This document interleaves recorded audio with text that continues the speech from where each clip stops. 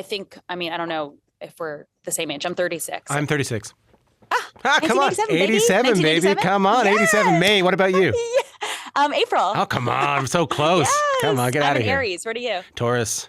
Yes. Okay. We're spring. We're spring babies. Love it. Hi, Ilana. How are you?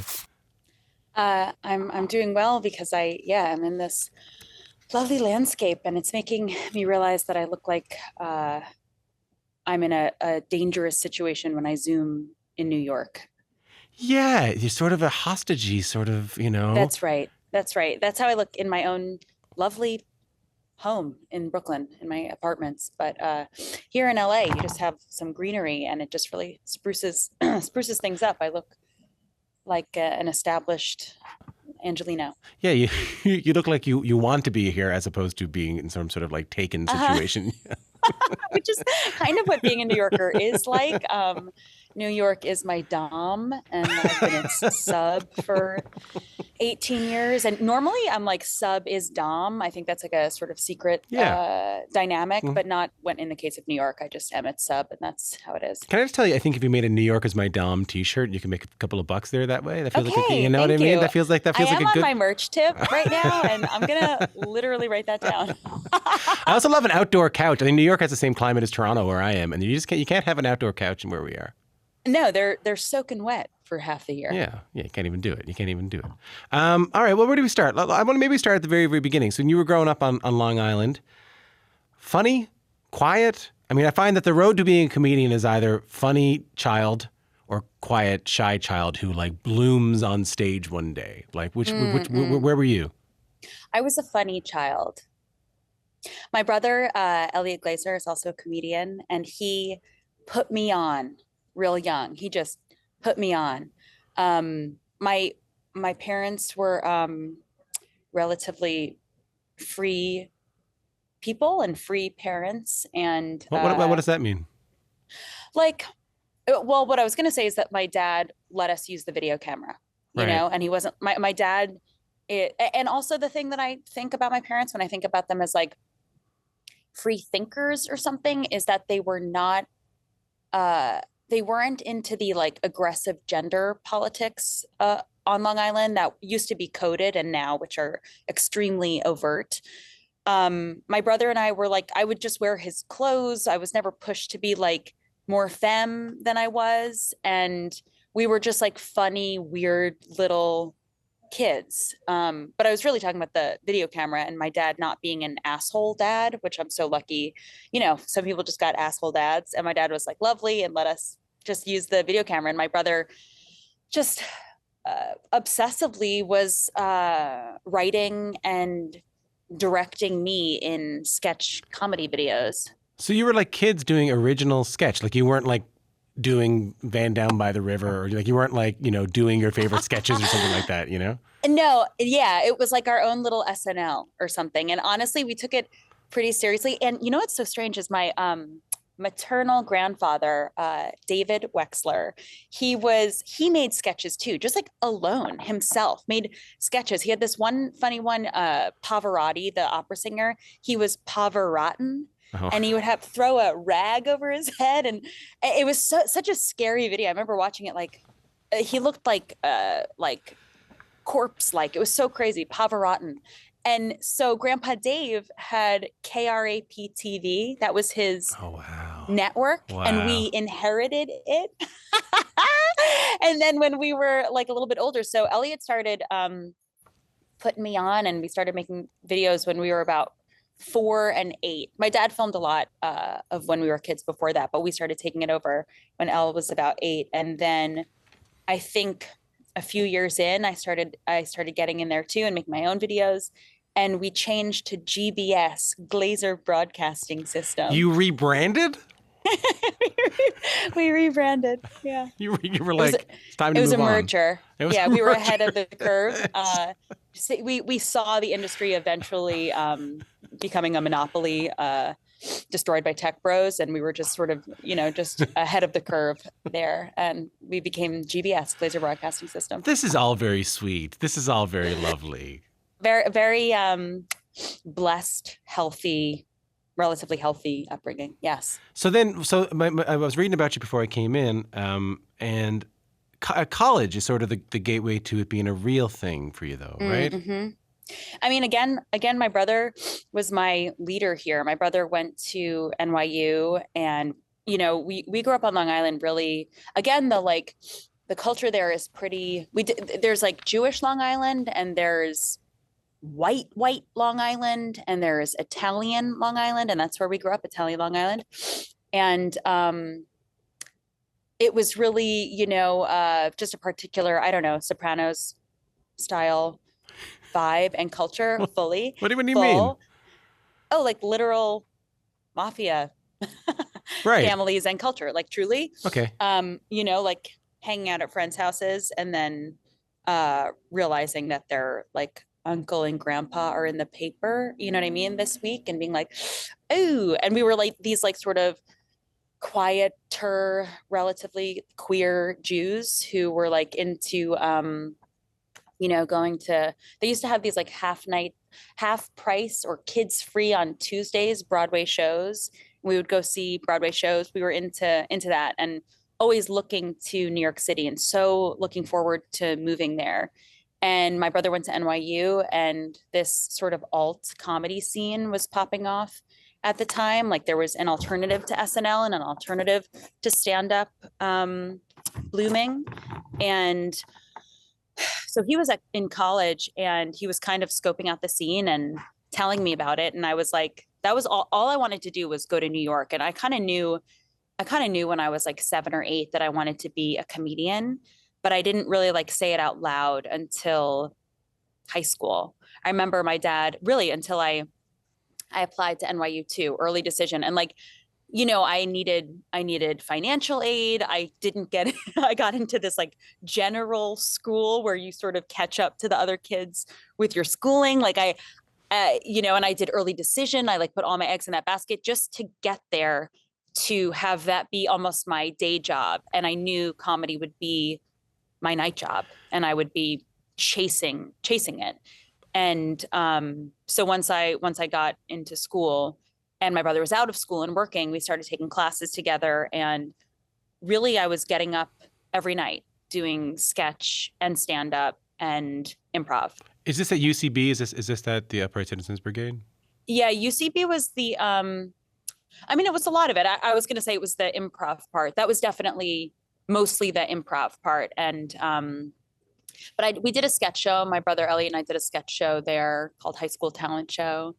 And they had some stand up, but there used to be, just kind of the way everything is shrinking or condensing or monopolizing. There used to be a lot more weirder venues around the city. Yeah. And, just to name a few, Rafifi, The Tank, I don't know. Oh God, Ochi's Lounge and Comics was this big club. Who was performing? Like, would I know any of the people performing in this scene at the time? Yeah, there was like Reggie Watts cool. on the scene, and Jenny Slate and Gabe Liedman, Kristen Shaw, and Kurt Braunohler. That's exciting. Hannibal. Yeah, it was, and Eric Andre and Hannibal Buress, and this whole group of Kevin Barnett and Josh Rabinowitz and the Lucas brothers and Jermaine Fowler. And it was an exciting time that I feel so lucky to have been a part of. It feels like such a different world and texture of being, and this is like before phones have developed so quickly in our lives. And there's this period of us, like, I don't know if we're the same age. I'm 36. I'm 36. Come on. 87, baby. Come on. Yes. 87 May. What about you? April. Oh, come on. I'm so close. Yes. Come on, get out of here. I'm Aries. What are you? Taurus. Yes. Okay. We're spring. All right. We're good. Everything's happening. Love it. All right. Okay. So there was this like period, I feel like, where there was this conversation of like, we had internet, we had a life before internet, right? Yep. And then there was like little like email or whatever. And then we're in middle school and there's instant messenger. Yeah. Right. And, this slow development. But then to think about my comedy career, the phones, the sort of extension of our consciousness that the phones have become so clearly now, was still developing sort of step by step incrementally Yeah. when I was starting to get up and get up every night. And you could fail in a different way. I definitely think that culture and our consciousness raised around identity politics and our understanding of whatever supremacy culture that we live in Yeah. has created an improvement. But there was still something awesome about being able to be fucked up somewhat privately. Yeah. And there was this at UCB, there was this dirtiest sketch fest, and like we saw crazy shit on stage. People doing stuff with their bodies that, I don't know. Is it a loss or a gain that we don't have that anymore? I don't really know, but it's crazy to think back and to have been part of that time. Yeah, I don't know whether it was a loss or a gain either, but I know there was a time that if I wanted to see something, I never thought I'd sound this old this early, but if I wanted to go see something, I had to go see it, and everybody in the room experienced it, and all I could do was tell people about it. And I came up in music, and I just remember doing like playing shows and not thinking about filming them, not thinking about how it was going to live online. And there was a certain sense of a scene. Maybe it's less freedom, but it made the world you were in a little smaller. Yeah, and an era and a collective. And I hear you about sounding old, but it's like we have to claim it too, because like the younger people, they don't even know unless we really create something for them, a scene for them. And there's like this sense of like a global community now, but I think it's like can often be so big that it's paralyzing too. And this scene, you're right, it was graspable. It was you could hold it in your palm. Yeah. Wait, so was Abbi there? Is that when you meet Abbi? Yes, Abbi was there, and Abbi's 3 years older than me. So she had finished college and then came to New York to become a serious actor, and then found herself not fitting in, and then joined UCB and the improv scene.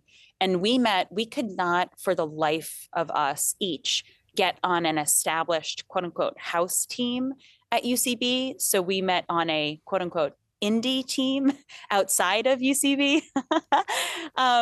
Do you know what I'm saying? You're like scrunching do you know what I mean? Thank you for reading that. It's like no, I don't. It's like a lesser team. For sure. It's like, there were these like house teams. So Harold Night and Maud Night.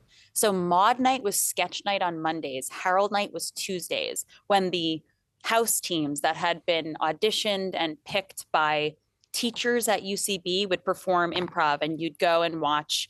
If you were a student, you would go and watch and learn, I suppose. And if you couldn't make the cut to a house team, but still wanted to practice your craft, you would join an indie team, form an indie team, in fact, and hire one of these teachers outside of the school and pay them to give you notes or whatever. Like Adam Pally was our teacher once, and Bobby Moynihan was one of our teachers. And my brother and I were on this team, and then that was where I met Abbi on an indie team. I should say Abbi, who I'm talking about there, because I didn't make it clear, is Abbi Jacobson, who you'd end up going on to make Broad City with. I want to play a little bit of an episode of Broad City. Enter the masterpiece. Italian marble, Asian marble, Puerto Rican marble, every ethnicity of marble. And the coup de grace. Is that a bidet? You better believe it is.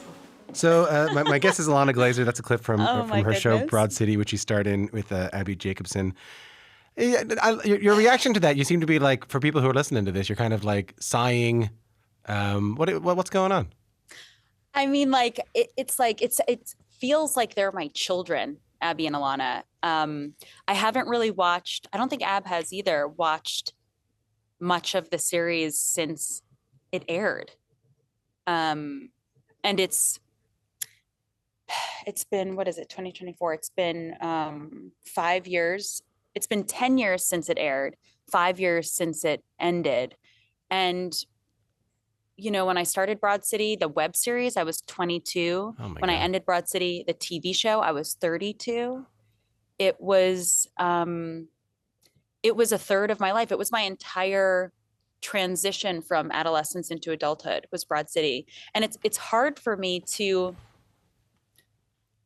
I'm like verklempt. The sighing is so funny. Like it's such an anxious symptom of mine, sighing and throat shit and Yeah. whatever I do, my Yeah. my swallow and whatever, Yeah. my little like Mine is Ashkenazi ticks. uncontrollably weeping. Yeah. Well, Yeah. I'm telling you that I'm like, fine. it's actually denying my I'm verklempt. I'm filled with emotion to hear it. They sound, I'm sighing so I don't cry. They sound like my children. They're cracking me up. They don't even know, and the blending of us as artists and us as business sisters and these characters, it's so heavy. And I'm still processing it. And I processed it harshly. Oh, go ahead. I want to stay on that for a second, because one thing that I've been really interested in over the course of doing this show is what happens when, and I hope you take this in the way I ask it, what happens when buddies who make something together, through the success of that thing, have to become business partners Yeah. with a property and a cast that is paying for their children's, schooling, and a brand and a TV show. What happens? What happened with you guys? I mean, and I have a child now, and I'm married and in this other phase. At the time, like that was my baby. We were also women in our 20s, like, which, is this extra amplification of harshness, I would say, is what is amplified in that sense. But what happens is that things get hard. Yeah. Things go from light to heavy, light to dark, ease to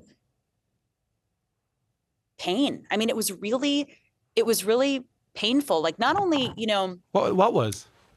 well, like even the birth, even the creation of these hilarious, like, I did start to try to watch it. I wanted to watch the series from the beginning to the end, and I made it through, like, I swear to God, one act. We really like used to do the 3 acts, and my husband and I watched, I think, episode 102, and we are cracking up, laughing so hard. And I'm like, who is this person? That is me. I can't even believe it.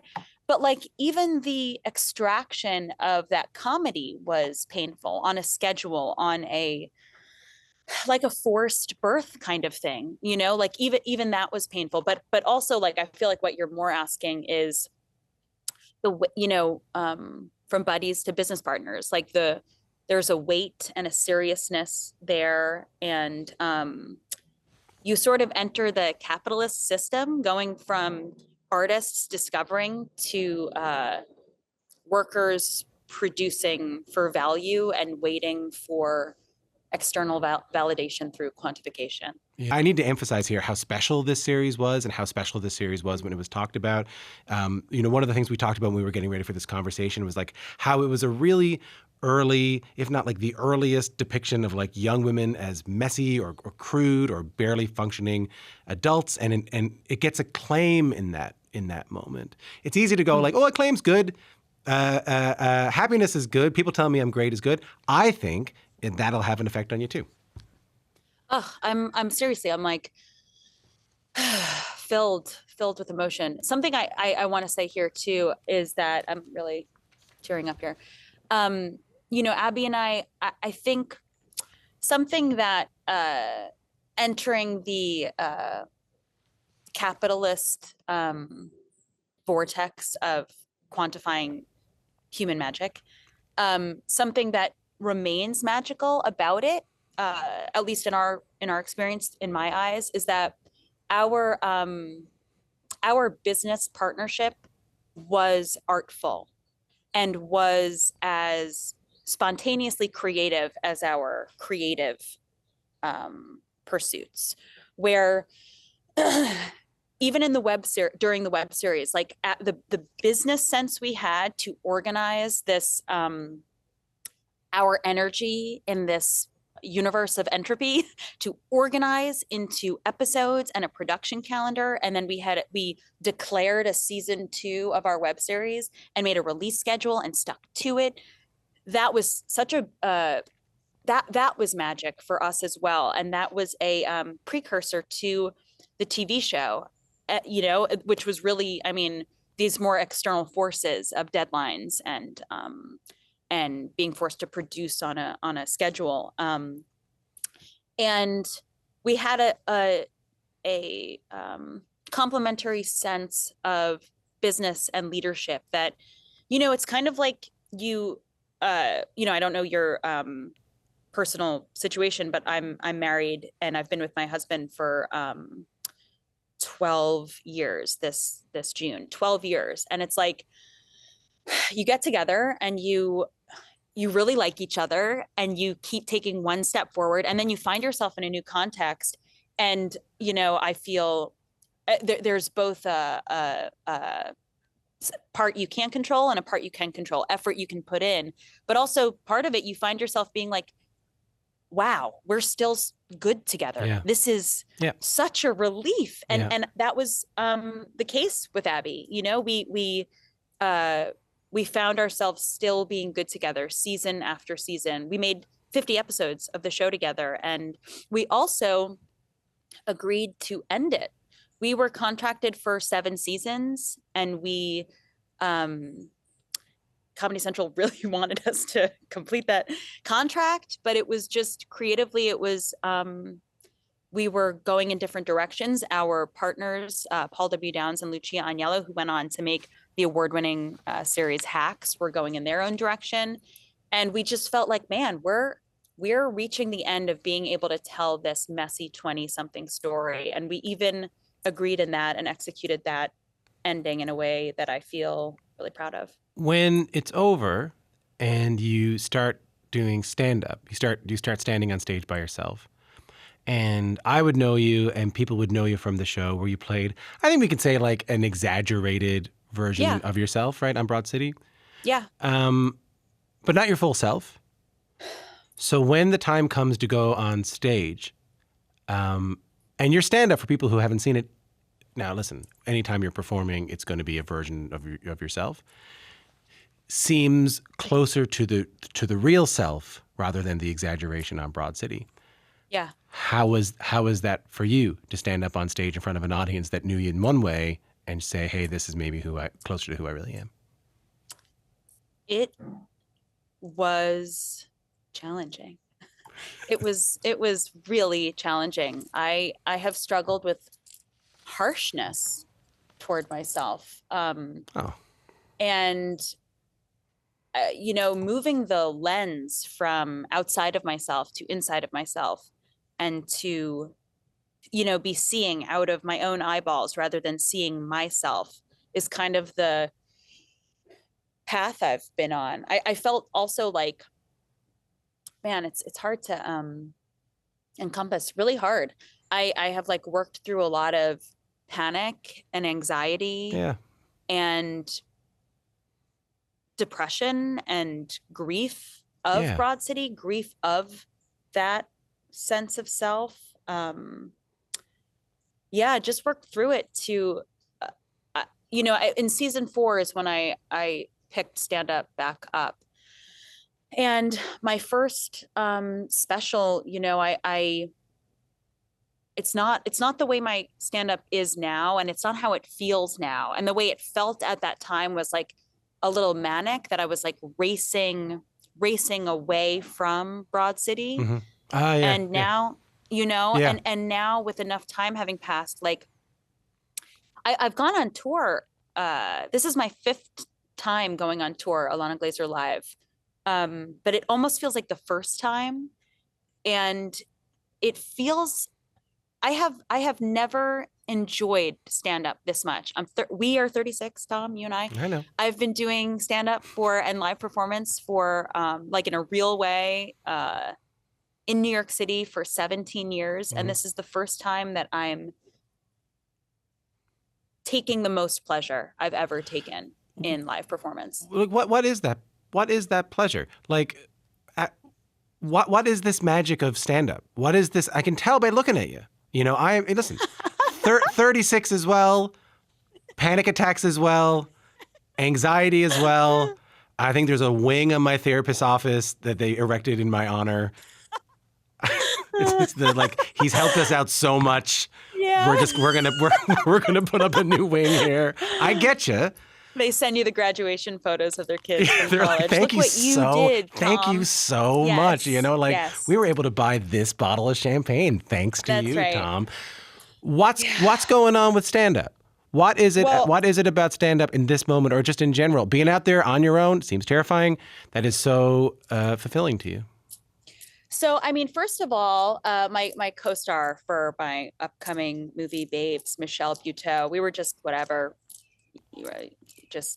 rapping on the phone, and we were talking about stand-up, and she just cracked me up. I'll never forget her saying this. She said, "It's an affliction. Stand-up's an affliction." And I was like, damn, that's exactly correct. It's an affliction. It's a compulsion. I've always wanted to stand up on that stage holding a microphone alone. I've always wanted it. And it's strangely the literal version of the experience every person on this planet has. Everyone has a proverbial stage. Everyone feels proverbially alone on a stage, separate from others. Everyone has that proverbial spotlight. But then stand-up's literally the fucking thing. Mm-hmm. It's literally the dream/nightmare that we're all having. So I've always had that compulsion, that drive to do that. But it's no coincidence, my 36-year-old compadre, that you mentioned therapy, because that's an integral part of why I'm here right now, enjoying each and every one of these shows that I'm doing. I do analysis. I do psychoanalysis 3 times a week. And I started it. The end of Broad City was so crazy that I didn't do therapy for the first time in 15 years for like 10 months. I had to manically run from it and then start to process. Yeah, that was a really hard year. And then I started this analytic practice, and stand-up was a big part of it, because I was getting right back up on stage. And one thing that early in my analytic practice that I was talking about in session was how vulnerable I feel on stage, because stand-up, I'm putting my real self out there. And my analyst said, well, it's impersonal. And I said, exactly, it's very personal. And he said, no, I said impersonal. And I was like, shit, bitch, you said impersonal. And I heard personal. It's impersonal. It's not real. No. And my experience with Broad City was so, people are telling me who I am in proximity to this character, and I'm believing their perception, and that's confirming my natural inclination as a comedian, somebody who's only really wanted to do comedy since I'm a little kid. That's confirming that I am that person, that I am the character. And to realize that it's impersonal just changed everything for me. It took the pressure off. I don't have to, also women, Roxane Gay, the author and thought leader, said this awesome thing once, I don't know, or said it, or I read it, that she put out there, that women cannibalize themselves. We cannibalize ourselves for our art, whereas men more often get to stay at a safe distance, as experts, as storytellers, as puppet masters, as world creators. But women, we offer ourselves, women and people from marginalized groups with marginalized voices. And this idea of it being impersonal started to separate things for me, where now last night I just did a show in Pomona, East LA, and the night before San Diego, and I did this was like my 33rd or 34th show on this tour. And I was talking to myself before. I have this like whole ritual now where I talk to myself out loud for like an hour or an hour and a half before my show and just take a walk around the neighborhood that I'm performing to.